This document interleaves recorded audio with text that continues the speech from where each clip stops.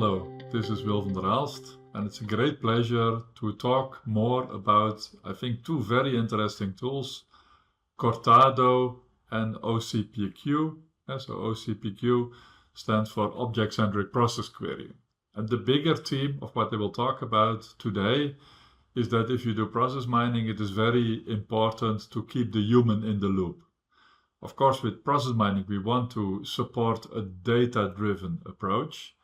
But what we see in many applications that is not enough. You need interaction with humans. Humans need, let's say, to query the data, to explore the data, then to discover models. Then they see models that they do not expect or they want to see something different. So there's a mixture of interaction, discovery, conformance checking. And in the end, the goal is, of course, that people better understand the processes and know what they need to do to improve them. So let's start with a bit of an overview, right? So this is the standard, let's say, overview if we introduce something like process mining. So there is a real world, and in this real world, there are processes, there are people, there are machines, there are products, there are files with information. And typically, this reality is being supported by software systems or information systems. The goal of process mining is to extract event data, let's say, from this reality and use these event data to get insights that are necessary to improve processes, sometimes completely automatic, but often it gives humans ideas on how they can intervene in problems. So the typical steps are you extract the data, you then explore the event data that you're looking at. Then if you're happy with the scoping of your data, you discover a process model that immediately provides insights in how you can improve the things that you see. Often these models are really surprising. Sometimes people already know that there are problems. In the next phase, once you have a clear idea of what you would like to see in reality, you start using more conformance checking, performance analysis, and these types of things.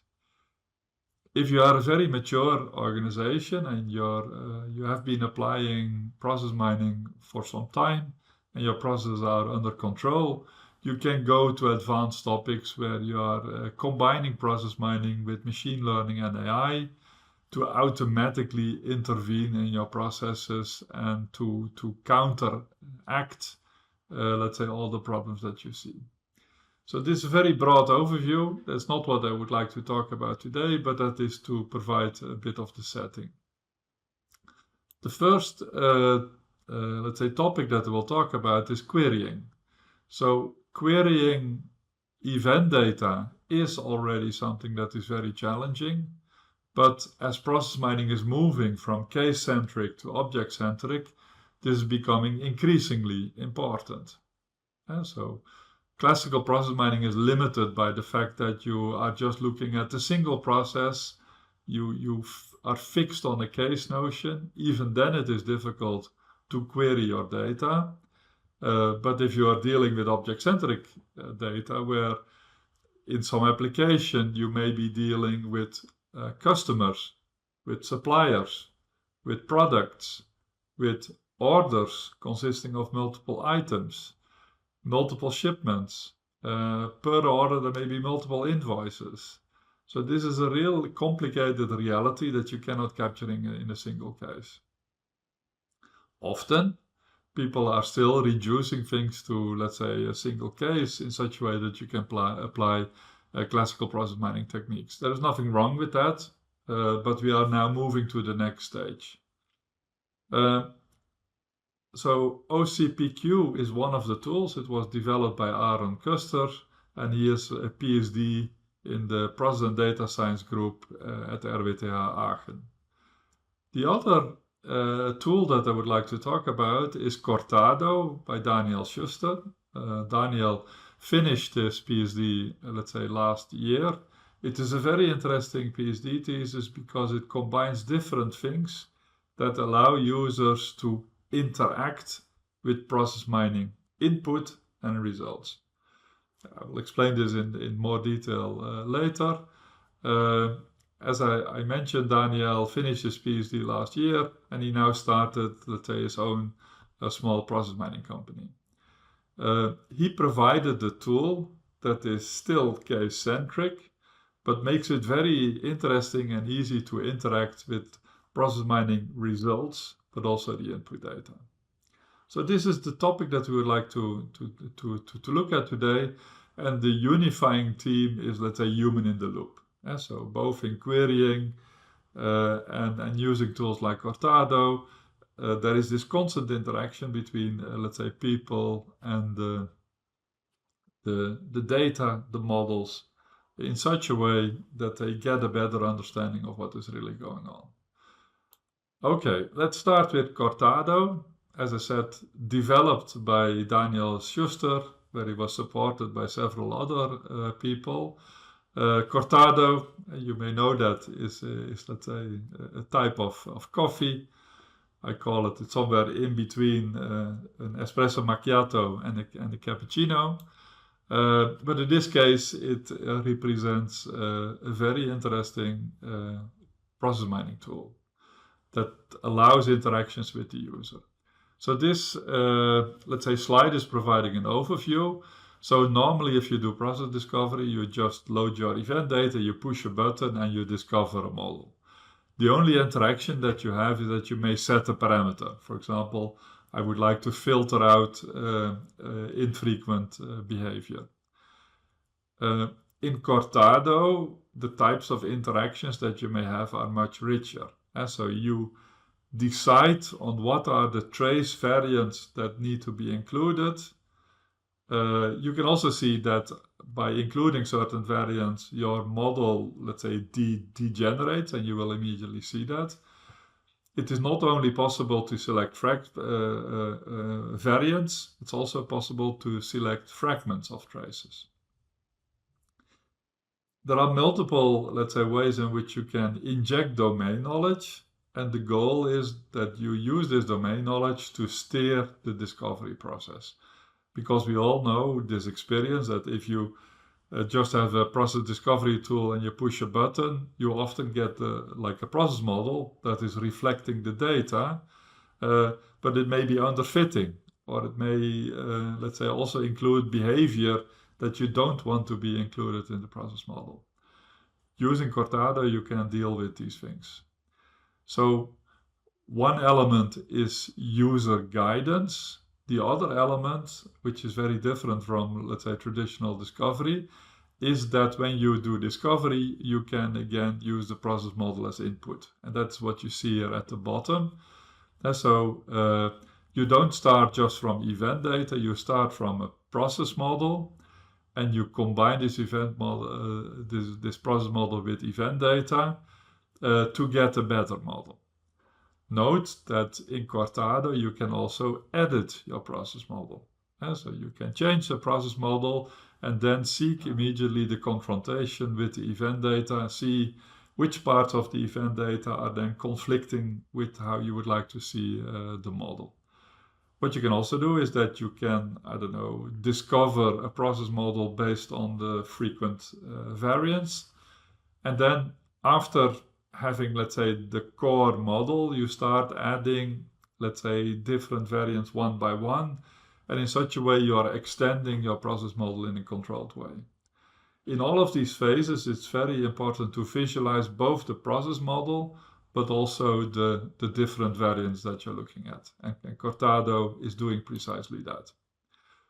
So if you look at the PhD thesis of Daniel, you will see, let's say, this taxonomy. I do not want to expand on this too much, but it is basically talking about these non-trivial forms of process discovery, where you are using an existing model, or you're injecting domain knowledge, or you make it very, let's say, easy for users to kind of, let's say, cut out the parts of the event data that you would like to be used for discovery. What you can also see here is that there are many possible dimensions. You can look at declarative models, at imperative models like BPMN, Petri nets, process trees, etc. You can also look at the time where you want to introduce domain knowledge. So do you want to do it before you do discovery, while you are doing discovery, or afterwards? So there are several techniques for, let's say, model repair based on event data, where you typically have a model and try to inject domain knowledge, let's say, at the very end, after you already have the model. So this is the spectrum, and Cortado is trying to support this as good as possible. And this is like a screenshot of what the tool looks like. So what you see here at the bottom are the so-called variants, and based on these variants, you can discover process models. So what you see here at the top is a process model expressed in terms of a process tree. And let me, let's say, point to different parts for people not familiar with process trees. So this is a sequence. So this is a process that is intended to be funny, right? So it is about, let's say, creating pizzas and then eating them or not. So this is a process tree. It's a hierarchical description of behavior. You can also, in Cortado, view your processes in terms of the BPMN notation. I will show that later. But this is what is used internally as a representation. So it's also important, if you would like to understand the tool and how it works, to also look at this visualization.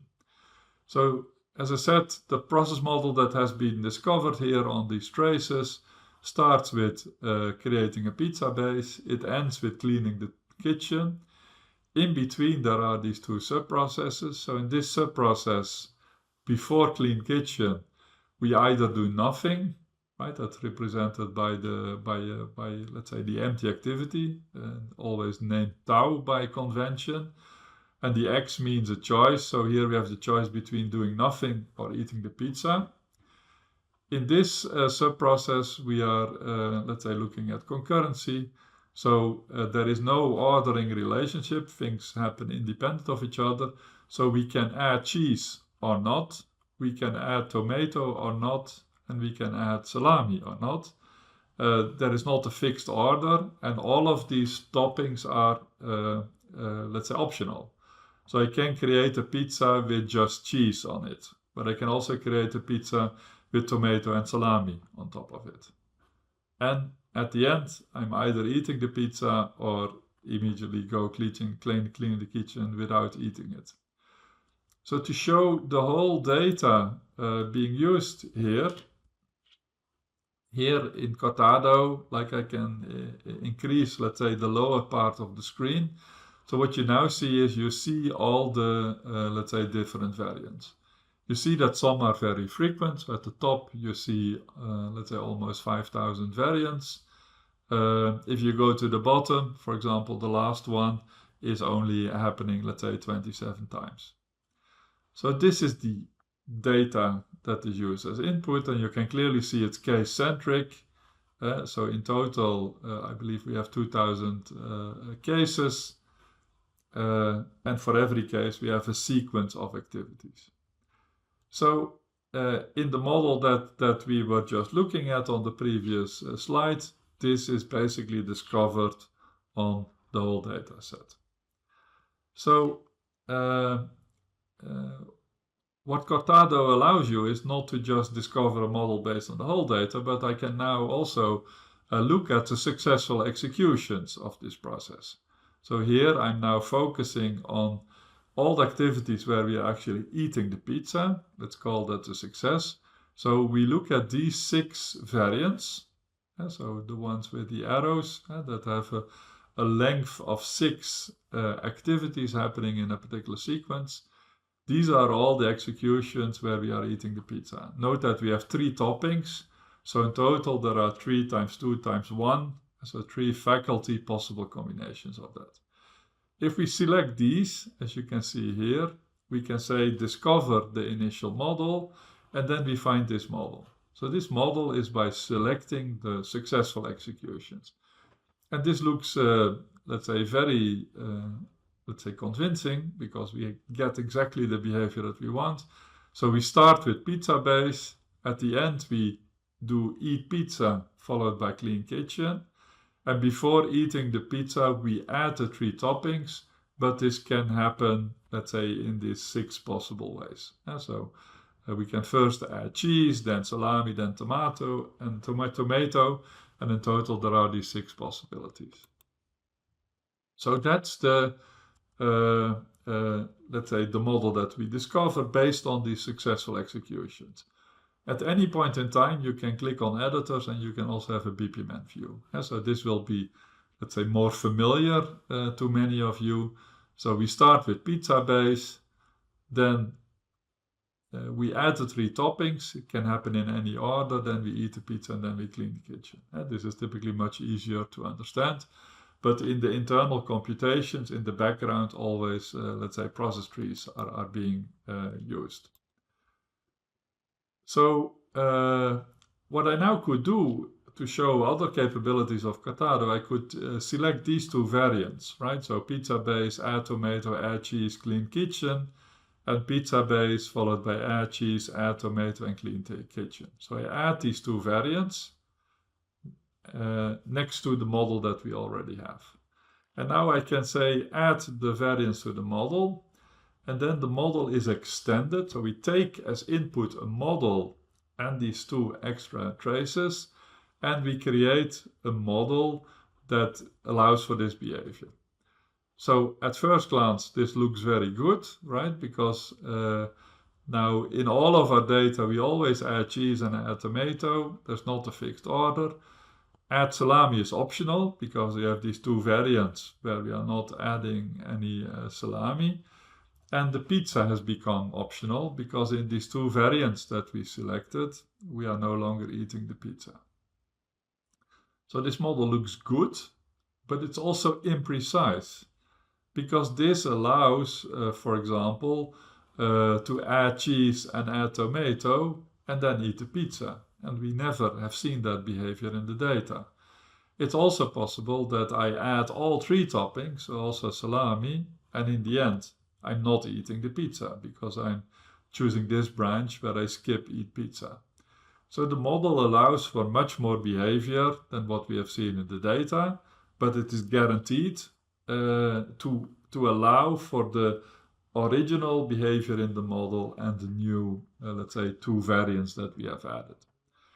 What you can always do is you can go back and interact with, let's say, this model in a different way. So now I took a step back, and now I would like to use a different approach where I want to freeze this part of the model. And freezing a model basically means, so you select this subtree, and then you click this button, and you're basically freezing it. That means that you want to protect that part of the model. So you're selecting a part of the model that you don't want to disappear. And you want it to be included. And then after I freezing this, right, then it turns blue, I can again add the 2 variants that I looked at before. And if I do that, it is guaranteed that this part will return. And if I do that, actually I get a much better model, right? So now in this model we have pizza base in the end is followed by clean kitchen, and we have the scenario where we eat the pizza and all 3 toppings have been added, and we have the scenario where we added tomato and cheese but no salami, and therefore we were not eating the pizza. So this is a very precise model, exactly capturing the behavior that we had seen before. So this is very, let's say, elegant. What we can now do is that we can add also the rest of the traces. So now if you click here, you can select, let's say, all the behavior. I add all of them. And if I do that, then we get this model. So in blue, again, you can see the part that we had frozen, that we wanted to protect. So we wanted to protect this subtree. And like if things do not fit here, then it has to be added as extra behavior. In the background, things like alignments and lots of, let's say, computations are being done to decide what to do precisely. So if I unfreeze it, then you can better, let's say, see the process model. So you have the scenario where you're eating the pizza, you added all 3 toppings, so this is corresponding to 6 variants. And you have these other variants where in the end you are not eating the pizza, and because like not all the toppings are there. So this is I think a quite nice model capturing the behavior of what we have seen in the data. As I mentioned, at any point in time, it is possible to discover, so to visualize the discovered process tree as a BPMN model. So this is what it looks like in BPMN. So after creating pizza base, there's the possibility that we do nothing and immediately go and clean the kitchen. There is the possibility that we add all 3 toppings and eat the pizza, or there is this possibility where we are adding the toppings, but in the end not eating the pizza. So very few discovery techniques, if any, are able to discover this model, because what you note is that the activities are occurring multiple times in the model itself. And this is very difficult for automated discovery techniques to do, but with the freezing we could realize this. So this is showing, let's say, this corresponding. So here we have the data, here we have the model, and like this is actually the model that we would like to see based on this data. I just showed you a very tiny fraction of the capabilities of Cortado, but I hope that this makes you interested in the tool itself and this notion of interactive incremental process discovery. There are many more features. So for example, you can also have these higher level variants where you're, for example, capturing when activities are taking time that they are overlapping, right? And based on this, like there are all kinds of, let's say, novel interactions with the user. Something that I did not mention is that at any point in time you can do conformance checking. It's highly interactive, and you see exactly, let's say, diagnostics where the model is not supporting some of the data that you've seen before. There is this, let's say, tool paper in SoftwareX that you can read if you would like to see more details. And there is also this GitHub site created by Daniel, where you can download the Cortado tool, right? There is also a build for Windows, so it's super easy, let's say, to install and to start using it. So after this, I hope you got interested, and let's take a look at the demo.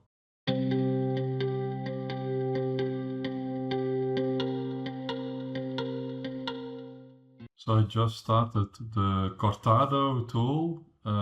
What you can still see is an old project where I discovered, let's say, a model based on the event data that we see below. But let's start with a very simple example. It's the example of, let's say, creating pizza processes. So you can load XCS files. So Cortado is a case-centric tool. Now you see the old model, but for example, one of the things that I can do is that I can, I don't know, select all the variants and discover an initial model. There are 2 types of visualizations. There is this visualization, which shows a BPMN model, but there is the other visualization that is used in the background where, let's say, a process tree is being used. So if we select all the variants, right, then this is the process model that we get. But let us first look in a bit more detail at the data. So what I do here is that I've loaded, like I visualize now all the variants. Let me expand them so that you can see the full names. So what you now see is that in total there are 16 variants. You can also see the frequency. So for example, the first variant is happening 494 times. The least frequent variant is happening at 27 times. So what you see, this is intentionally a very simple process so that you can kind of still, let's say, see the relationship between the models and the data. So the process always starts with creating a pizza base. At the end, we always have the purple activity Clean Kitchen. And between pizza base and Clean Kitchen, there are other activities. And what you perhaps see is that there are these green activities, eat pizza, and the other three colors, yellow, blue, and red, correspond to adding the toppings. There's also this variant, which let's say means that we basically do nothing. This is leading to a fall through. So if I say discover the initial model, switching all of these things on, right? I just did, and I look at the process tree. Then because we had the empty, let's say, pizza base immediately followed by Clean Kitchen, we have this choice here.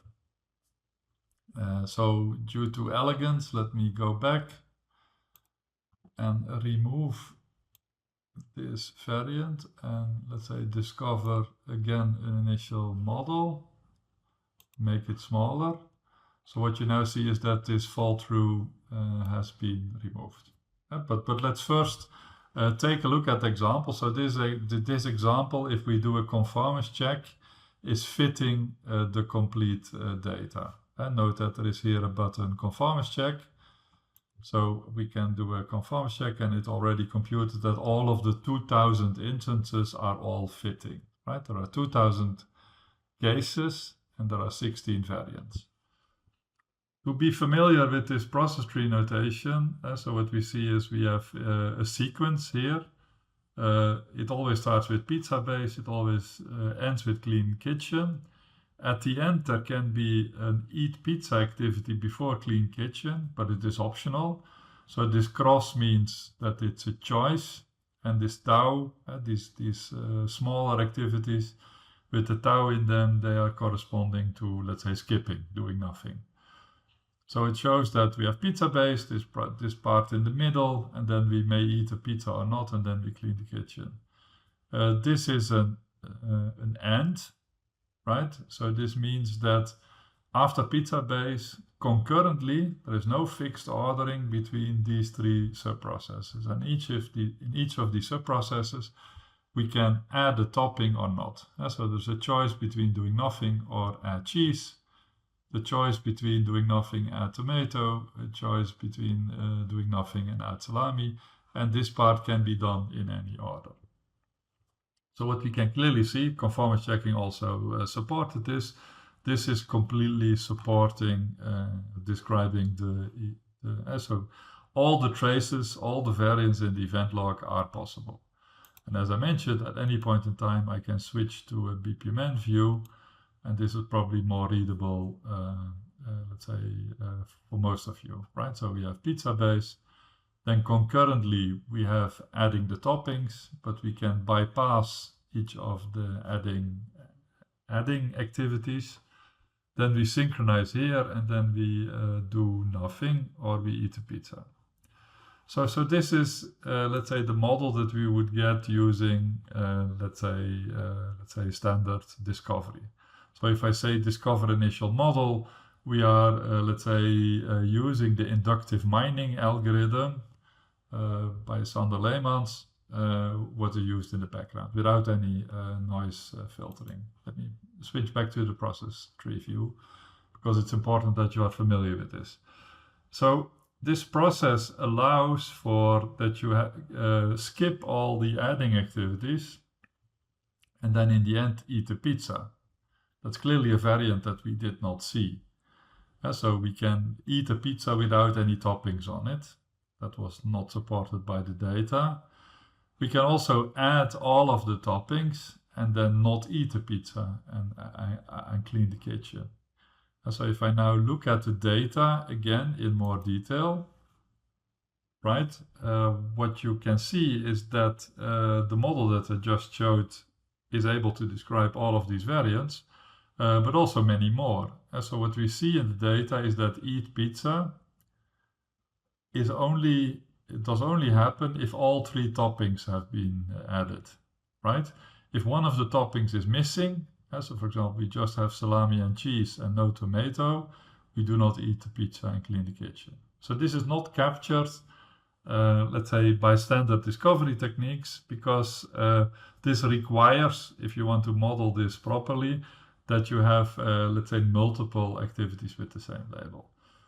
Let's now show this interaction a bit more. Let me unselect all of them.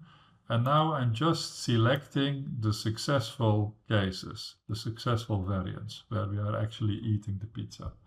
So I selected these 6 variants. So note that they are corresponding to adding all 3 toppings and then eating the pizza. Because there are 3 toppings, they can be ordered in 6 ways. For the first one, we have a choice of 3. For the second topping, we have a choice out of 2. For the last one, we don't have any choice. So it's 3 times 2 times 1. In other words, 3 faculty. That is explaining why we have 6 variants. So based on this, we can discover an initial model. And if I kind of show that in a bit more detail, it looks very elegant, right? So we have pizza base, we always eat the pizza, we always add all 3 toppings, but all orderings are allowed. And then at the end we clean the kitchen. So this describes precisely the 6 variants that I just selected.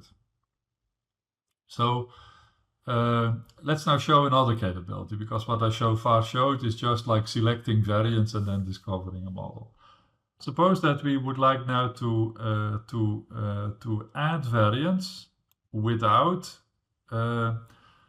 recomputing the complete model. So we would now like to take this model and repair the model in order to allow for this behavior where we add tomato and add cheese, and I take both orderings deliberately. And if I add these variants to the model, we get this process. Right, so what we now have is kind of what one would expect if one would do discovery. So pizza base at the beginning, clean kitchen at the end. And now for these 2 variants, we need to skip eat pizza. But in all of the variants that we have selected, we still add cheese and tomato. But adding salami is optional, right? Because it's not happening in these 2 variants that I added later. So now we have this model. But this model is not, let's say, so good, because what it kind of destroyed the structure that we could see before. Let me go back. If I go back one step. So we had this structure before where, like we had eat pizza and after adding all of the 3 toppings. So this is lost if we apply the approach that we just said. Because it allows you to eat a pizza where salami is missing, right? Which is not supported by the data. And so we can eat a pizza without salami, which was not in the data. And also, if we add all 3 toppings, we may skip eating the pizza, right? So it doesn't correspond to the data. Let me now show another capability that nicely shows the type of interactions that you can have. So you can freeze parts of the tree, right? I select this node and I say that I want to freeze it. So what does freezing like a subtree mean? It means that the behavior that is described in the subtree needs to be preserved. So this is like a process fragment that whatever you do, the discovery technique can do whatever it wants, but this structure needs to reappear. So this allows us for all so if we are computing alignment, for example, we can see, let's say, the parts that are not fitting. And instead of, let's say, destroying this nice structure, we can add other optional structures. And let me now again add these 2 variants that so we are doing exactly the same as what I did before, but I now freeze this subtree colored in blue. We again add these 2 variants, and now we get this model. So what we now see, if I make it a bit smaller, right? So what we now see is that we preserve like this nice structure that after we added all the 3 toppings, we eat a pizza. But at the same time, the 2 variants that we added all have this behavior where we add cheese and tomato in any order and skip eating the pizza. Right, so this is a perfect model describing exactly the things that we would like to see. If I now do a conformance check, of course, there are, let's say, variants that are not fitting, right? They are highlighted here in red. And so you can see that half of the variants are not fitting. So now we would like to retain this precise part of the model and at the same time allow for all the behavior. So what I now can do is that I can freeze this entire tree, right? So we would like to preserve this behavior. And what we now do is we select all the traces and then we add these variants to the model while freezing this part of the model. And then we get this structure, which is very, let's say, nice. Because what we now see is that we still have, it always starts with pizza base and ends with clean kitchen. We have this tree in blue that we have frozen, right? So it's guaranteed that it remains part of the model. And here we have all these behaviors where, let's say, we are not eating the pizza. So if I now, let's say, unfreeze this part,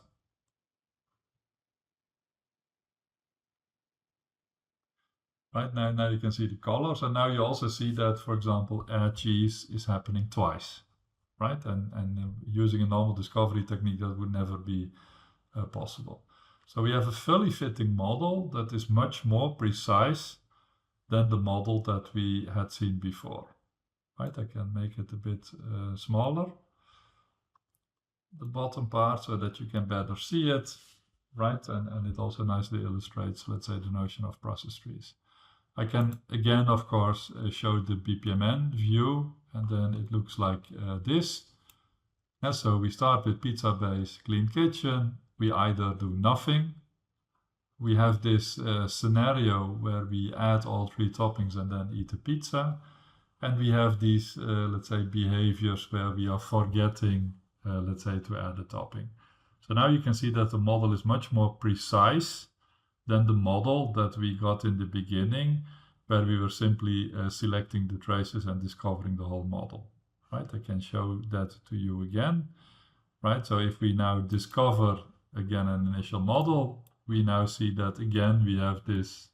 So if we discover from scratch without freezing, interacting with the data, then we can see that we can again eat a pizza without any toppings. So we have all the problems that we have seen before. So hopefully this illustrates, let's say the capabilities of Cortado. Of course, I do not do justice to it because, like, there are many more capabilities. And so, for example, it also allows for variance, where you are, let's say, considering the fact that things are overlapping. Right, I can also, let's say, for example, play with time granularity, and then you see that illustrated a bit. So now all the, let's say, activities that are happening within the same time period are, let's say, put, let's say, concurrent to each other, because this data set only has starts or just completes, just what you, the way that you view it. And they're just atomic activities, like this is not so useful, but you get an idea of like how it is also able to use trace variants where like concurrency is kind of explicit, and based on such variants you can also always, for example, discover a model using this concurrency, right? So now we get something that is, let's say, underfitting, because of the modifications that I made, that we no longer see that it starts with pizza base, because pizza base is concurrent to many other activities. Just to show, right? Also, you can always click the documentation button, and then you can, let's say, read, let's say, about the various things. There is also things like a query language. You can do pattern mining. You can do let's say, clustering. There are lots of capabilities that I did not show that you can by looking at this help page that you can easily see. So this concludes, let's say, the short explanation of Cortado. As I mentioned, this is a tool that is mostly developed by Daniel Schuster.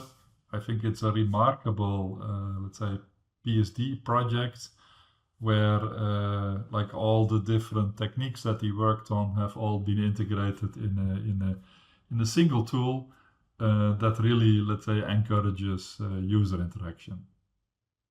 So in this second part, I would like to focus on object-centric process querying. And for that, I need to give a crash course in object-centric process mining. In Cortado, we were focusing on case-centric event data. Now we are focusing on object-centric event data. So in case-centric event data, every event is corresponding to a case, an activity, and a timestamp. Right? This is classical. And what we could see in Cortado, we can use the timestamps to order things like in a linear sequence. If for activities we also take the start and end, we may see that things are overlapping and it becomes more like a partial order. But it always talks about an event referring to precisely one case. So this is traditional. However, we have seen that this worldview is very limiting, because in reality, an event may refer to many different types of objects. So if I place an order, it may refer to a customer, to the order that is being created, to the items that are being ordered, and there may be many more objects involved. And we look in production, and we are, for example, assembling a component from smaller components. It's clear that the case notion is not so easy. If you would go to a hospital, there is not just a patient, there is also a doctor, there are nurses, there are blood samples, there are X-ray machines, right? So reality is not so simple. You can reduce it using a case notion to something very simple, but you're often leaving out things. So that's why object-centric process mining is like becoming, let's say, the norm. My favorite example is, for example, how Lufthansa is using process mining to reduce delays. And if you think about a plane landing, for example, in Frankfurt, or a plane landing in Munich, many things are happening involving many different objects. And so if a plane lands, you need to offload all the suitcases before you load new suitcases. And so you have suitcases as objects. There are the passengers that need to leave the plane, but also there are new passengers that are, let's say, boarding the plane. So passengers are an object type. The plane may need to be refueled, right? And this is involving equipment that needs to be there. And I could go on and on and on. There is also, let's say, crew that is first standing at the check-in desk and is later standing at the gate. So there are all these objects and all these different events that are connected to each other. So to look at a simple example, this kind of the classical example always used is that you can think of, for example, orders consisting of items, and these items are delivered in packages. In one order, there can be multiple items. One item is always in one order. An order may also contain just one item, but in this example, both orders consist of 3 items. There are also 3 packages. And so, for example, if I look at the last order, these 2 items were delivered in the same package.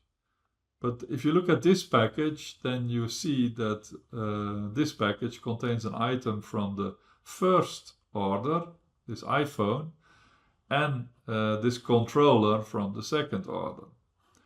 This package is containing 2 items, let's say, from the first order. So there is a many-to-many relationship between orders and packages, and there is a one-to-many relationship between items and orders and items and packages. I think you get the hang of it. So this is a reality, right? So we talk about object types. In this example, we have orders, items, and packages. So We had 2 orders, we had 6 items, and we had 3 packages. We also have these activities, like things like place order, pay the order, pick the item from the warehouse, reorder it if it's not in stock, and in the end, there are things like delivering the package. Note that this is like a highly simplified example showing the concept of object-centric event data. So, in technical terms, we talk about object-to-object relationships and event-to-object relationships. So the red lines here are corresponding to event-to-object relationships. So for example, activity place order involves orders, 1 in this example, and is involving items, and here there can be multiple items involved in the same order. If we look at, for example, package delivered, it corresponds to a package and to the items that are inside this package. The O2O relationships are modeling the fact that an order may consist of multiple items and a package may consist of multiple items. That type of data has been standardized. There is the so-called OCL 2.0 standard. At the bottom you see a URL. And this is, let's say, the de facto standard at this point in time to store such data. If you look at this model, and I do not want to explain it in detail, but it's important that you know that it exists. So we have events, and events are typed. We typically call that activities. We have objects, and objects also have a type. There may be these object-to-object relationships, and there may be these event-to-object relationships. These relationships may be qualified, and both events and objects may have attributes, and of course these attributes have values.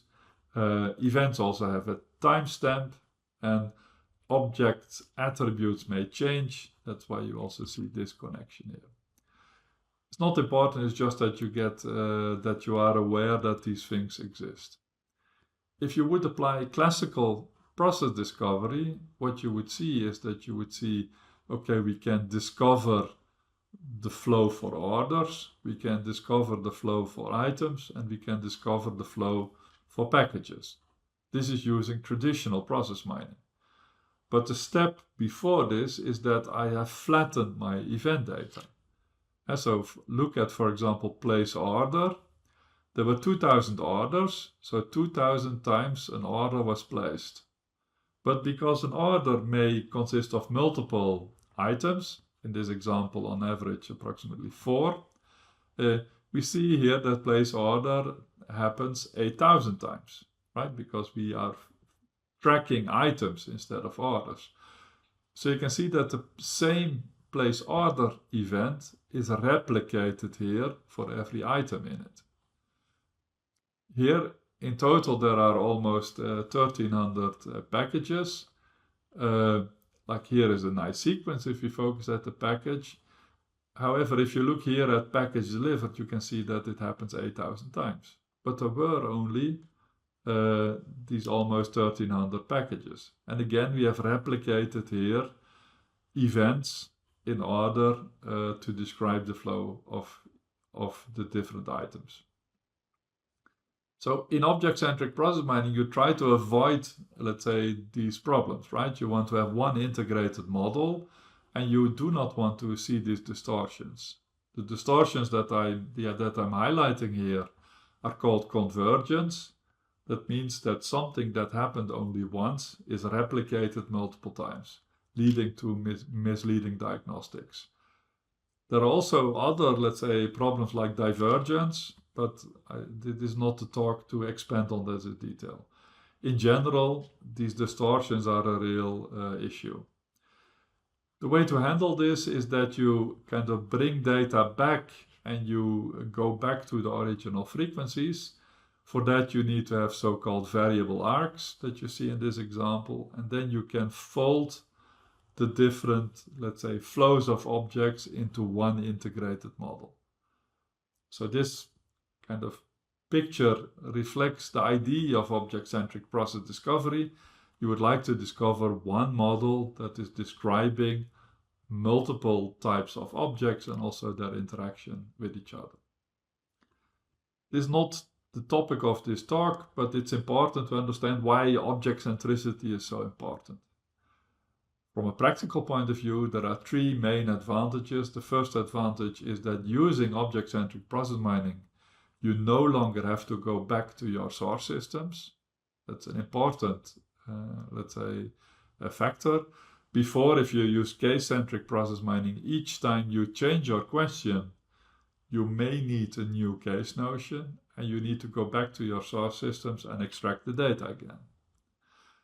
The second, let's say, problem that object-centric process mining is trying to address are these problems like convergence and divergence. And I did not explain this clearly enough, but you have to believe me that if you are flattening your data to be case-centric, in that process, you're kind of distorting things, right? The same as if you're trying to compress a 3D image in a 2D image, like you can say it's not wrong, but it may be misleading, right? Because you cannot see, let's say, the third dimension anymore. Here we have simple things like that frequencies of activities are incorrect, or if you see, for example, an average time between two activities, it is not so clear what it means, right? And using object centricity, you can address these problems. Finally, most of the problems that we find in processes are not, let's say, restricted to a single object type. You typically need to look at multiple object types at the same time to find the root cause of problems. And so in the example that I just sketched, we would like to measure the time between when is an order placed and when is the last item in that order actually delivered. And that requires that we go from orders to items to packages, and we look at what was the last package delivered still containing items of the order that was placed at a particular point in time. So these are the main advantages. So sorry for this long, let's say, introduction. But this is like basically motivating why object-centric event data are very important, and existing querying notions for case-centric event data have difficulties dealing with this object-centric, let's say, process data. Let alone if you're using something like SQL, right? And it's even more difficult, right? Because then it's not process-centric, and asking questions about the data is very difficult. So Aaron Kuster, and he started working on this in his master thesis, he's now doing a PhD, developed a tool and approach, a language you could say, which is called object-centric process querying. And I think it's a beautiful, let's say, approach that is more understandable than existing approaches, and it's also much faster than existing approaches. So the motivation is that querying object-centric event data is already very challenging, but querying object-centric event data is even much more complicated, right? Because you're dealing with multiple object types, and I hope that the example that I just gave you gives you an idea. So an interesting observation is that if you look at querying and checking constraints, they are very much related. And as an example, I'm using here the Disco tool. So Disco is not supporting conformance checking, like that you give a process model and that you check whether the data fits the model. What you do if you want to do conformance checking using the Disco tool by Fluxicon, what you need to do is that you set a filter. And by setting a filter, you may basically look at what are violations, and if the filter says, okay, I find no cases satisfying these conditions, then you do not find any violating cases. And so, for example, you can set a filter that you say, I'm interested in cases that take longer than 5 weeks. If there are no such cases, then that conformance constraint is satisfied. The same as if you want A always to be followed by B, you can basically look at the negation and then check whether that is empty or not if you're doing querying. I hope that you get the idea, right? That query and constraint checking are very much related. The inspiration for object-centric process querying came through, let's say, the Z notation. So something when I was doing like my master thesis, like that was a popular language at that point in time used for specification. And we borrowed some concepts, let's say, from that language. So you can explicitly declare variables, you can describe constraints over these variables, and very important, you can extend a Z schema with another schema, right? So this add birthday schema is using the birthday book schema. So we are using this kind of schema-like notation, explicit introduction of variables, constraints over these variables, and then like we allow for a nested structure. So the Z notation has been around for a very long time. It's also an official ISO standard, but today I think very few people are familiar with it. But as you can see, it works very well in this domain to use this style. So this is an example, let's say, from the first paper, let's say, describing this OCPQ language. So this visual representation here is describing the following constraint. If a third payment reminder for an order is sent to a customer, no other order by this customer, that's very important, should be confirmed afterwards.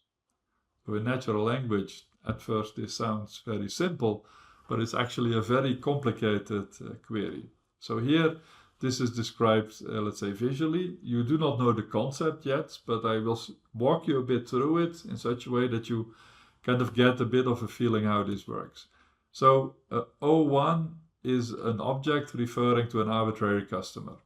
O2 is an object, so it's a variable for an object referring to any order. Then we have an event variable, E1 is referring to payment reminder. And then we set the filters, because like these things now need to be combined. So there is an O to O relationship between customer and order. So we are interested in the orders belonging to particular customers. And so if we now look at O1 and O2, we see this combination, we know that this customer placed this order. Also, E1 is related to O2 through an E2O relationship. I explained this earlier. And now I look at the combination of these two things. So we look at the payment reminder for this particular order. So this is what we see in this part. Now we go to the lower part. So here we look at payment reminders. And when you have this connection, basically the variables and the filters still apply here. So what you now see is here E2 payment reminder is introduced. It's a different variable than here. This payment reminder has to come from the same order. So that's one filter. The other filter, like this one, is describing that E2 should be followed. So we look at the difference between E1 and E2, and this should be negative or 0. That means that E2 is happening before E1 or at the same time of E1. So with E2, we are basically ranging over payment reminders, not after E1, but before E1, including E1 itself. So that's what we write down here. And this is connected through this A structure. And here it says that the size of A should be at least 3. So if we look at the combination of, let's say, customer order and payment reminder, and then we navigate to these payment reminders that were happening before, including E1 itself, there should be at least 3. right? So here we set a filter and we are looking at this combination of customer order and payment reminder where there were already 3 payment reminders. And now we go to this by this customer, right? Because we did not really use, let's say, O1 yet. So what we do here is that we look at orders and we are looking at all the orders that are connected to O1, which is the customer. We look at the confirm order, the confirm orders that are belonging to the order. So we are now looking at an event confirm order related to O3. And again here we are looking at E1 is followed by E2, and this should be 0 or larger.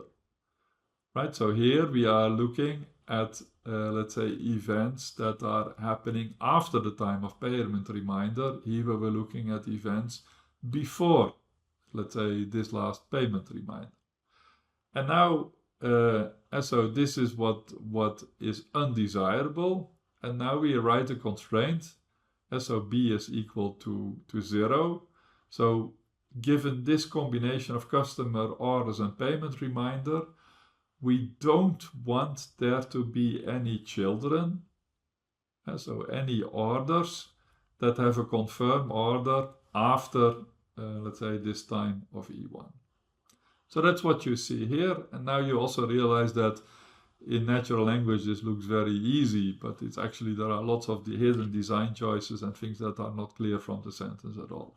But this is the way that it looks in object-centric process querying. So if we load a data set in this tool, it looks like this. And so this is like a publicly available data set from, let's say, the OCL standard website.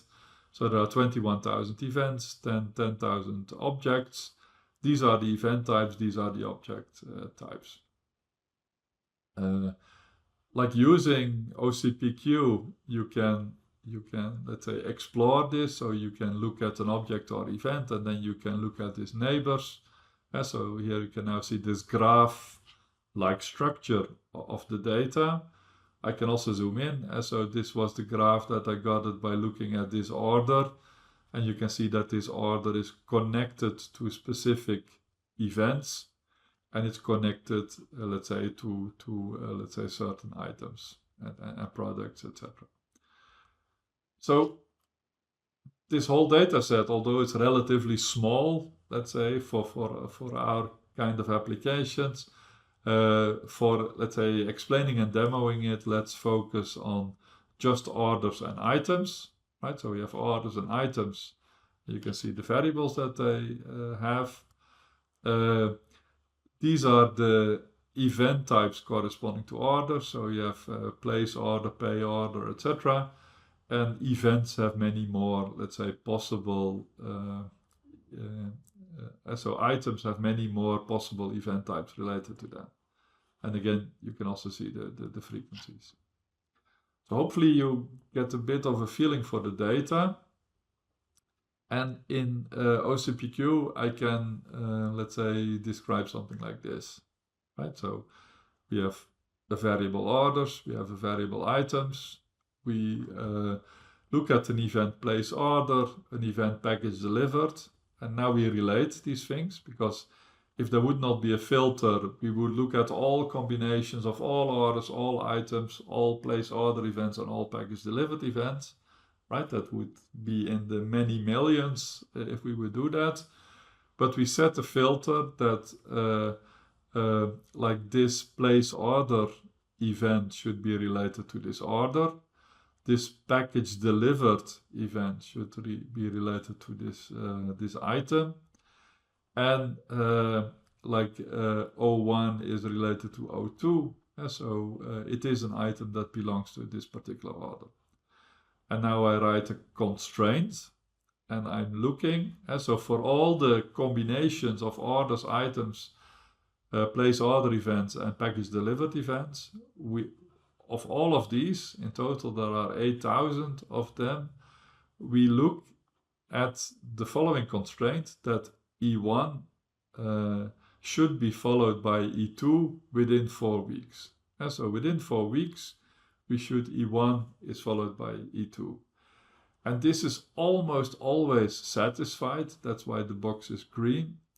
And so in 3%, this is violated. So that is corresponding to, let's say, a bit more than 200 combinations of these attributes. So these are the violations. And so in very briefly in natural language, you could say 3% of the items are delivered too late. We can click on this number and then we see, let's say, all these almost 8,000, let's say, combinations of O1 variable, O2 variable, E1 variable, and E2 variable. Right, and we can see the violations or not. We can also click on this, and then this table that I just mentioned with almost 8,000 rows is then filtered on all violating cases. So now we see the 236 violating cases. And it's important to see that because we have these 4 variables here, like we have a table with these columns for each of these variables. Let's make it a bit more complicated, right? And then you get an idea of like you can basically describe any query. So what we have at the top, we have O1 are orders, E1 is place order, and place order should belong, so an E2O relationship between a place order and orders. So there are 2,000 orders, they all have one place order event, so the frequency is 2,000. Now we look at these, let's say, boxes, and they basically inherit everything on the path to the root. So if we look at this one, we add O2, but O1 and E1 are still available in this context. We add here items, and we add E2 as an item out of stock event. E2 is related to items, and O1 is related to O2, right? So here we had an order, here we have items. So we are considering here the items that belong to this order. And these items have an out of stock event. What we see is that this, like if we would look at the table behind this, it has over 1,500 rows. And right, we are not using that yet, right? But this is to show that the context that we have here is basically copied in here, and we can add more variables, but also set more filters. On this side, we look at also at items. These items are connected again to the order using an O2O relationship, and now we go one level deeper, right, where we look at failed deliveries, and these failed deliveries should be related to these items, right? And what we now see is that there are in total 2020 failed deliveries. So note that I'm not using these variables A, B, and C yet, but it is just showing like we are copying the context, right? So in this context that we have here, we do not just have E2, we also have O2, and we have O1 and E1, right? So all of these things are available here. Now let's start using these variables that you see on the arc. So we can use that in filters and we can use that in constraints. So here I'm saying that C should be at least 2. So you can think of this as the children of this row, right? So every box is corresponding to a number of rows. In this example, almost 500. And we are interested in the rows that have at least 2 children. And these children are basically extending it with failed delivery. So what this is expressing is that 468 items had at least 2 failed deliveries. And so before they were delivered, there were 2 attempts to deliver that were unsuccessful. So here you can see how we can use these child boxes in the parent box. focusing on things like cardinalities, etc. We can also, let's say, use this C variable in the constraint part, right? So what we now see is we did not add it as a filter, we added it as a constraint. So again, here we see all the items, almost 8,000. And what we are now saying is that in the constraint part, C should be 1 or 0, right? So that's the constraint. So for every item, the value C should be 1 or 0. And so we allow for 1 failed delivery, but we do not allow for 2 failed deliveries. So this is violated in 6% of the cases. That means of these 8,000 items, almost 500 had multiple failed deliveries. And so at least 3 attempts were necessary to deliver, let's say, the item to the customer. And again, we can, let's say, click on any of these numbers and see the cases that are underneath it. In this part of the model, again, I moved, let's say, this C upwards, right? I didn't add it as a constraint, but here we are interested in, let's say, items that had multiple failed deliveries. So you can have 1, but if there are multiple, right, it pops up here. So here in total, almost 3,000 items had multiple failed deliveries. And like if you now see, we are now using, so we are using C here, we are using A here, and we are using B here in the constraint part. So here we are filtering on, let's say, orders and place order events in such a way that there are, let's say, 1 more out of stock events, right? So we look here at an order, we go here to the items, and we are interested in orders that had items in them with, let's say, at least 1 item out of stock event. So that's what the filter says. The constraint then says that B should be smaller than 1.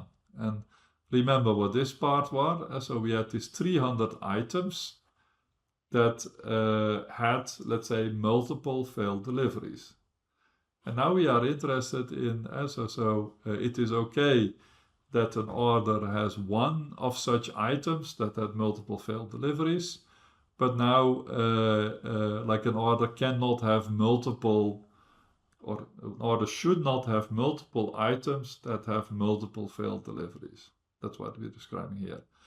And note that there are these 3 levels, right? So we have order, we have the items, and we have, let's say, the failed deliveries, right? The packages that we try to bring to people's home. We see that 6% of the orders having an item out of stock have multiple failed deliveries. And this is the constraint that you see here. So this is a bit artificial, but kind of by just focusing on these 2 object types and just a few activities, this was the easiest way to illustrate this a bit. So here you can see another constraint. It says that it's based on a different data set about people applying for jobs. It says that after an application was accepted, there should be at least 1 associated offer accepted afterwards. Right? You do not know the data, but believe me, let's say this is the way that this is being expressed. So again, like if you take, let's say, some time to look at this, you will see that it is very natural because we are able to explicitly refer to applications and events using explicit names. So this, let's say, constraint here is expressed here. We can also try to let's say, do this in SQL, or we can try to do this in let's say, Cypher, right? We can look at other languages, and what you see then is that this becomes much more involved. And so the Cypher query looks, I don't know, more compact than the SQL query, but it is incredibly difficult to understand what is really happening here. because there is no real, let's say, usage of the fact that we have these, let's say, event data specific constructs. So this is the usability argument. I hope that you agree that this is a more direct way of expressing this. The other argument is also that if you look at OCPQ, it's much faster, right? So here you see a comparison with Neo4j, SQLite, DuckDB, and OCPQ. And to make comparison fair, so for example, in the SQL queries, we were trying to set the optimal, let's say, indices.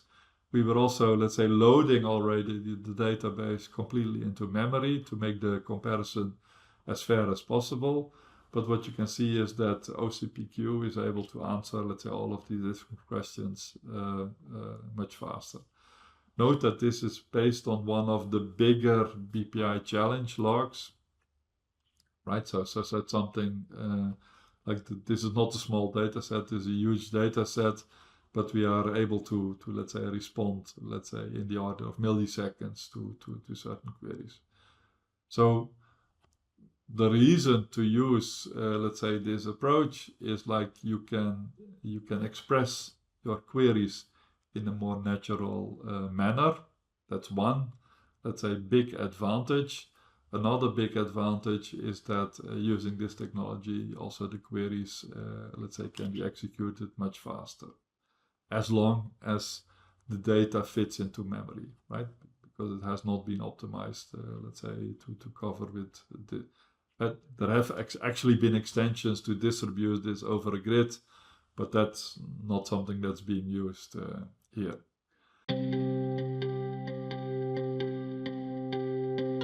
So now it's time to introduce OCPQ, so the Object-Centric Process Querying tool by Aaron Kusters.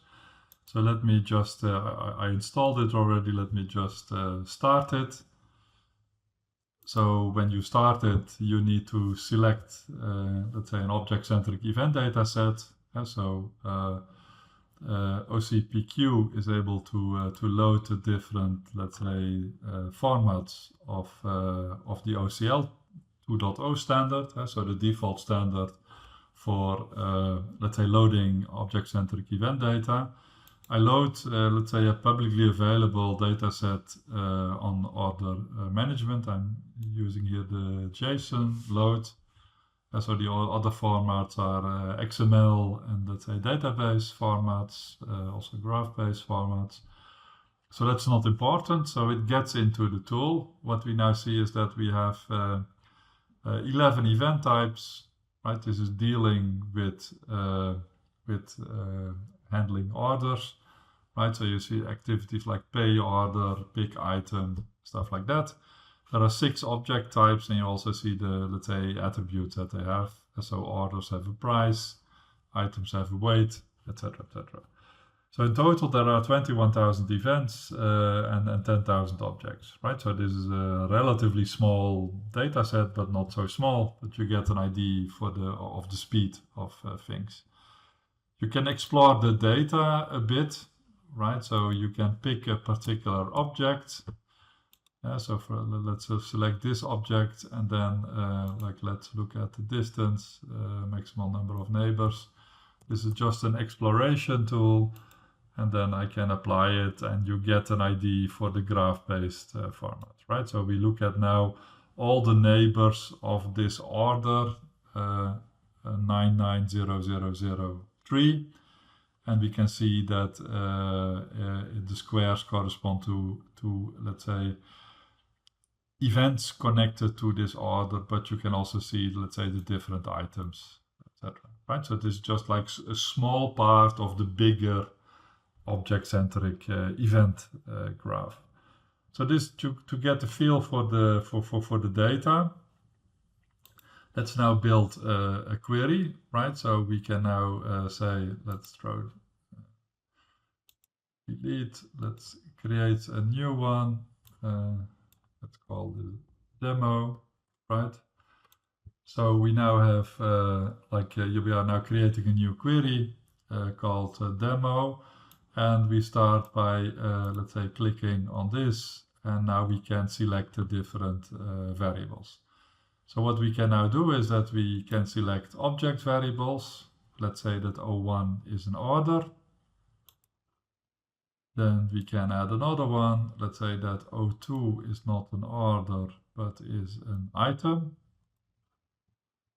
We can set event variables, right? So we can say, okay, we have an event called place order, right? We add another event where we say that this event corresponds to, for example, package delivered. Where is it? Package delivered. Yes. So now we set filters, because if we would do this, we would have an explosion of possible combinations, because we would combine any order with any item, with any event place order, with any event package delivered. And of course, we are interested in relationships between them. So for example, we are interested that the orders and the items are actually related through an O2O relationship. There's a possibility to qualify the relationship if there are multiple qualifiers, but that is not relevant here. Now we look at orders and items that are connected to each other. Of course, we still need to connect E1 to O1, right? And that's an E2O relationship. So E1 and O1 need to be connected. And we need to connect package delivered to the item. So O2 and E2 need to be related. O2 and E2 need to be related. So I do this, and now I can push this run button. And what we now see, I can also make this bigger. So what we now see is that there are like if we look at the combinations of O1 and O2, there are almost 8,000 combinations. Because for every item that is just a single order, this is exactly the number of items that exist there. We can always click on this, and then we can kind of walk through, let's say, all the different things. And if this is a bit overwhelming for you, I would highly recommend taking a look and really inspecting let's say the rows in the tables that we are doing, because they are showing the combinations of bindings. So these are orders and items that are related to it, and E1 is always related to O1, and E2 is always related to O2. So this is what we have created now, and now we can, for example, add a constraint, and we can, for example, have a constraint related to time. So we have two events, E1 and E2. So E1 was placing the order, E2 was the delivery. And we can, for example, say that we want this to happen within 2 weeks, right? So I now say the time between E1 and E2 is between -infinity and 2 weeks. And if we add that, right, and we run this, then we can see that this does not always happen, right? And if you now look at the table, you see, let's say now in total it's a small percentage, but now in this last column you can see where the violations are. I can also click on this, and now we see all the let's say almost 1,000 items that have this problem, right? So they to deliver them did not happen within 2 weeks, right? So we have a violation of 12% approximately. So this is showing, let's say, if we are just using a single schema, right? And what we can now do is that we can start combining things, right? To keep things understandable, I will delete, let's say, some of the things. Right, so I delete this row, I delete this. Then of course I need to remove this constraint, and I need to remove this constraint because they don't exist anymore. And I I delete also this one, right? So if I now run this again, right now there is no constraint, so it also doesn't have a color. But I forgot to say, if there are just a few, let's say, violations, the color is green. If the violations is increasing, the color is changing, so that in one glance you can see where the problems are. So after doing this, I can add, for example, another let's say of these schemas, and I can connect them. And if I'm connecting them, that basically means that I'm making all the combinations, right? So now I can create here an O2 based on items, right? So now we have orders here and items here, and now I can do the same thing, right? I can now create an E2 of event type, for example, package delivered, as I did earlier, but now it is distributed over to schemas. Of course, I need to relate them, right? So what we see is that there is still an O2O relationship between these two, right? So orders and items need to be related. And I need to do an E2O, right? So E2 is related to O2. So I've now split kind of what I first put into one schema into two schemas, right? And they don't have to have a name, but I always like that the relationship is actually, let's say, named. So what we now have is that we now see that we have here the orders and we have here the items connected to these orders, right? So if I now run this again, it is kind of what you hopefully expected. So now here we have 2000 rows just talking about O1 and E1, right? The order and the place order event. So that is what you find here. If I now look here, there are 8000, right? So for every item we have here. So what you now see is like this context that you see above is implicitly included, right? So if I look at these almost 8000 rows, they also refer to O1 and E1 because that has been inherited from there. In this lower part, again, I could now add like the constraint that I added before.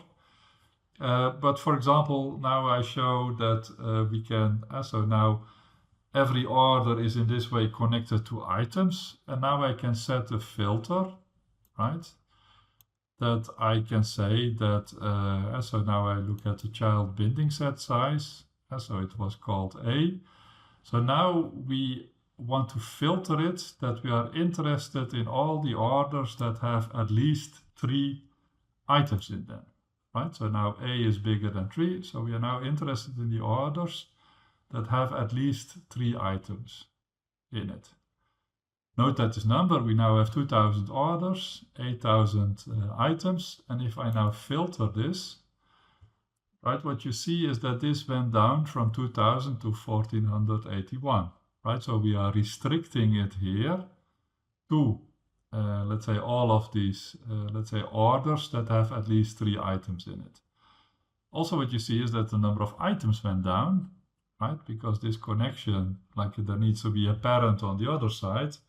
So we have lost a few items, and these are the items that are in orders that had, let's say, 2 or less items in it. So this is showing how you can use this as a kind of filter. So what we have now specified, we are interested in all the orders that like have at least 3 activities. Let's now extend this a bit to also include, let's say, a constraint in this way. So let me now add this. So we now make this connection. Let's call this connection B. And what we now do is that again we add let's say an item, right? Because that's the part that hopefully you're now a bit familiar with. Now we can look at event variables, like let's take here item out of stock, right? And of course we should first connect this again. So we have an O2O relationship between these two, and we have an E2O relationship between E2 and O2, right? So I've connected O2 to the top, I've connected E2 there. So if we now run it again, so this is constrained by all the orders having at least 3 items, right? That's based on this part. And of these orders, we navigate to all the items, and in total there are let's say 1400 items for which there is an item out of stock event, right? That's what we have. And now let's add here a constraint. The example is not super meaningful, but I just want to show the different capabilities. So again, we can talk about the child binding size. I think something went wrong.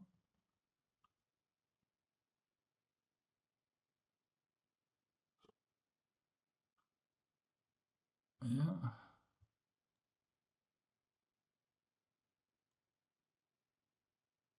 So now we can select B, right? So we are interested now in, let's see whether that exists.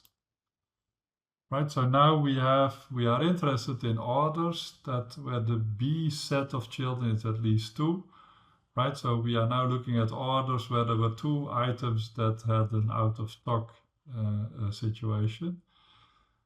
That's a constraint, right? And that's a bit unusual. If I would say this is a constraint, I think it's better to reverse it, that the maximal count is 2. Otherwise, it would not make a lot of sense as a constraint. Right, so now we look at all the orders that have at least 3 items in them that had a package delivered. And on this side, like we are looking at the item out of stock ones, and there should be less than 2. And if I now run it, what you can see is that there are 83, let's say, instances, so rows in this table, which are violating this constraint, right? So it's not affecting the numbers here, but now we can see the violations, and again, we can drill down, let's say, on the, orders that have precisely this problem. So I hope that this explains you a bit, let's say, how this works. If you paid attention, then you could see that if I look under filters, for example, there is a whole range of other things that I did not explain. There's also a kind of scripting language to describe these types of things for very, let's say, advanced queries. The same if you look under constraints, kind of you can see the almost the same set of things, but there are also logical connectors that you can use there. As of course, if you want to formulate a constraint, these are things that you can add.